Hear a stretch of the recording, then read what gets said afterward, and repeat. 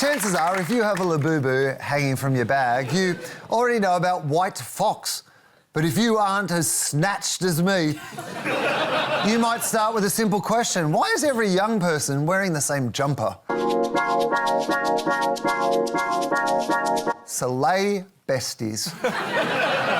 The tea is that White Fox is the hottest brand right now, all over these buses, these bodacious billboards, and literally thousands of videos featuring herds of micro-influencers in groups of 3 or 4 or 8 or even a literal conga line. Slay besties. White Fox even runs competitions to spot its ads. Spot a billboard or bus back to win. All you have to do is spot one, tag us and post to your Instagram story or TikTok.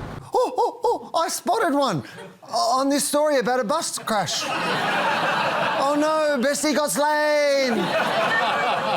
Liana, how did this hoodie brand outfox their competition? This is a brand that is all about social proof. So they came out the gate, influencer marketing, social media marketing first. They've dressed up their affiliate program as a university where you exchange content for free product. So they've really capitalised on that fear of missing out, this young audience that truly wants to fit in, not stand out. This brand is not about being original, it's about kind of looking hot and the same as everyone else that you hang out with.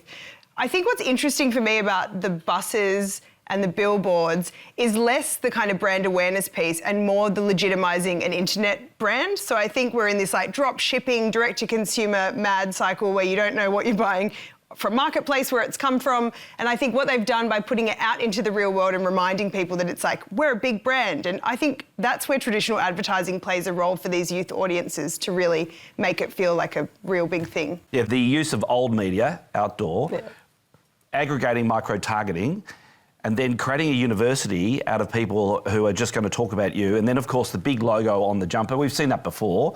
I mean, White Fox, obviously the issue for them is going to be when that's no longer cool, because if you're going to make a big statement on your clothing, in the end, you go the same way as Guess went in the 1980s. So they're going to have to be really careful about how they manage their, future. But I'm just intrigued by the model, the advertising model, Wil. It's new for me to see that. It's new for me to see the young influencers spotting old media. Yeah. You have to have a really engaged audience, though. You couldn't be a legacy brand and be like, go take photos of our billboard and expect anyone to want to jump in. So I think they've got this almost insidious cycle of refer a friend, get $20, everyone gets $20, post this, you'll win something. And, it feels a bit like going onto the Temu homepage and getting into the... Yeah, the ABC did a thing where we got people to take photos of our billboards, but then we realised we couldn't afford any billboards. That's right. But that's the other thing, really. It is the money. Like, they've clearly put money into outdoor. Outdoor advertising is not cheap, and it is a very refreshing, view of how they're working together. It's almost like you're giving, the kids, the cool kids on the block are giving street cred to this old school format of advertising, and it's really interesting to see it come to life. The thing I find most interesting about White Fox is the choice of models. The choice of models that they use. So they don't use supermodels. They use the sort of girls that other girls follow but pretend they don't.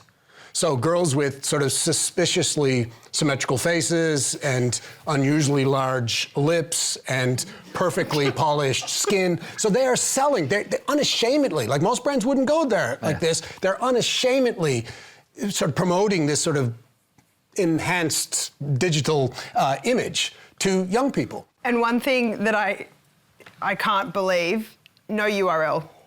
Yeah. Nothing on there, just their name on all of that. None of those ads have a website. Yes. So they, understand that their consumers see something, read it and Google it, or it's if you know, you know, and if you don't know, you don't Google it. And I actually do use them sometimes as an example of why maybe we could put less on a... Yeah, I think White Fox knows the real runway is digital. It's TikTok, it's Instagram, it's selfies, and they're playing right into it, using that as their distribution channel. And they're only focused on that distribution channel when it comes to the majority of their spend.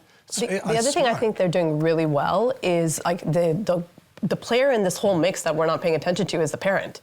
right? These kids are probably not affording or being able to buy this themselves, most of the age group. So they're somehow getting the parents to take this brand seriously. These kids, the hoodies cost like $80, which is not cheap for the average middle class family either. So the kids are working up to asking their parents for this as well. So I think even my thoughts go to the choice of advertising, you know, is the outdoor legitimizing it for that generation while the kids are getting it through the digital formats, right? It's creating an ecosystem for those decision-making pieces around that purchase itself.